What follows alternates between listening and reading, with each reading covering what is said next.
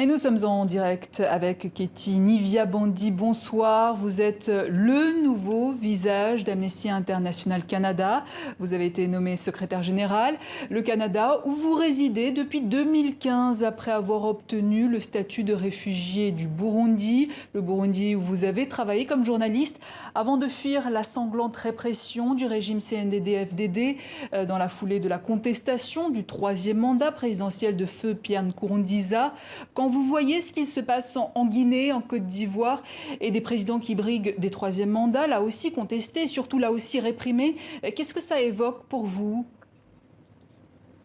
Écoutez, je voudrais surtout réagir sur la répression. En tant qu'Amnesty, en fait, nous sommes une entité impartiale. On ne s'exprime pas nécessairement sur la légitimité ou pas des mandats, mais je voudrais vraiment m'exprimer plutôt sur la répression et la répression en cours qui est absolument inacceptable.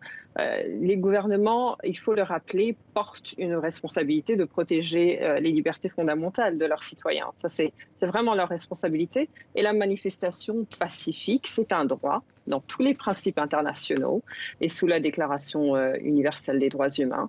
Donc, elle ne peut pas être politisée simplement parce qu'elle ne convient pas aux gouvernants en place. Et il en va de même pour la liberté d'expression, la liberté d'opinion. Donc, c'est vraiment notre travail à Amnesty, non seulement de dénoncer ces actes de répression, mais aussi de les documenter pour faire en sorte qu'ils ne restent pas impunis. Et donc, j'éprouve personnellement une profonde tristesse et un sentiment de révolte, évidemment, par rapport à cette injustice. Mais c'est justement ce qui nous pousse à poursuivre notre travail pour la liberté, pour la justice et la dignité de toutes et de tous. La répression, vous l'avez également vécue quand vous étiez au Burundi. L'actuel président Évariste Ndayishimiye était alors à la tête du cabinet du président Pierre Nkurunziza. Même si vous êtes au Canada, vous suivez évidemment de très près la situation au Burundi. 100 jours que Ndayishimiye est au pouvoir, si vous deviez dresser un premier bilan.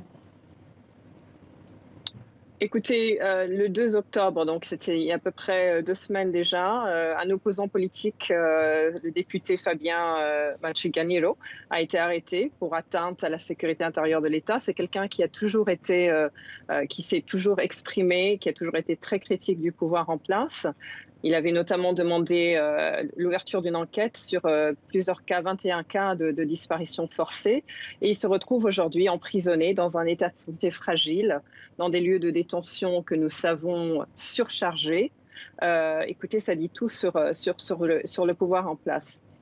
Le nouveau pouvoir, je voudrais le souligner, il avait la possibilité, et il l'a toujours, je tiens à le souligner, il a toujours la possibilité de remettre le compteur à zéro et d'en finir avec cette culture d'impunité et de répression, mais il choisit au contraire de les museler. C'est un bilan profondément décevant, très regrettable. Et je pense également beaucoup aux 4 journalistes qui sont du journal Iwachu qui sont emprisonnés en ce moment. Et cela fera 1 an qu'ils sont emprisonnés dans quelques jours. Voilà, ce sont des situations inacceptables, absolument inacceptables.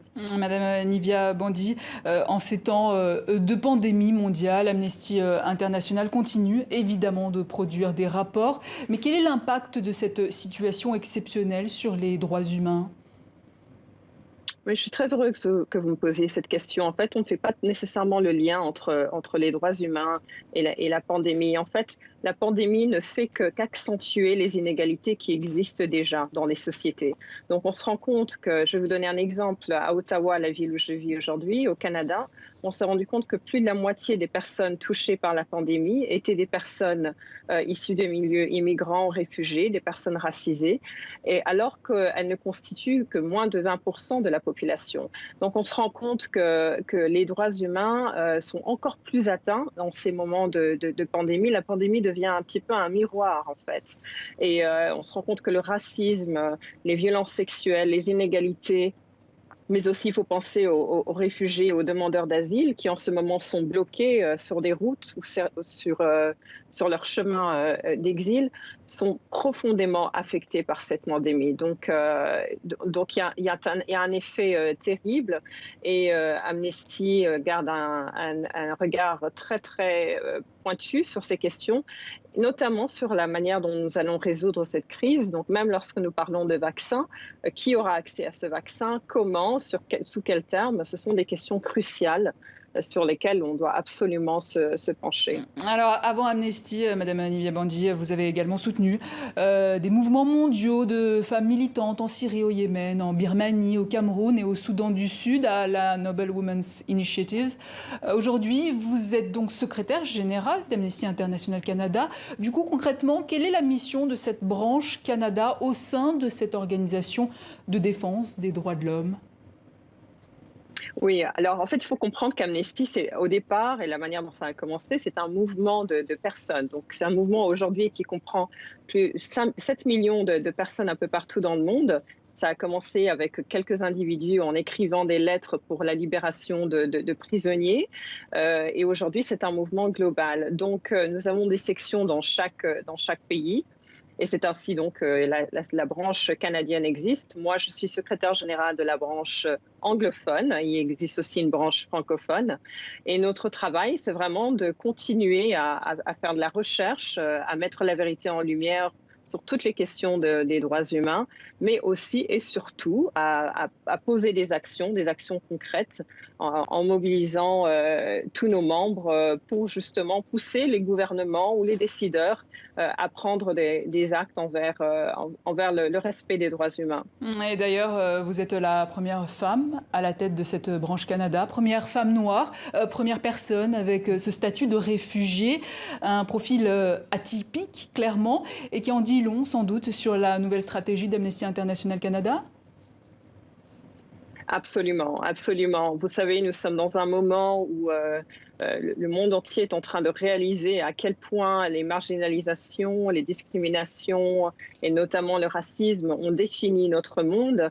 Et il est absolument essentiel que des personnes qui ont un vécu comme le mien soient dans des postes de prise de décision pour trouver des solutions à ces questions-là. Donc, pour moi, personnellement, mes priorités seront, au-delà de poursuivre les droits humains, faire en sorte que les personnes marginalisées, au Canada, ce sont principalement les peuples autochtones, ce qu'on appelle les Premières Nations, qui ont une longue histoire coloniale très douloureuse, qui continue jusqu'aujourd'hui, dont les droits continuent à être réprimés. À faire en sorte que le gouvernement canadien les mette au premier plan et résolve ces défis. Voilà. Ketty Nivia Bandi, merci. Je rappelle que vous êtes la nouvelle secrétaire générale d'Amnesty International Canada. Fin de ce journal. À demain pour un nouveau tour de l'actualité africaine.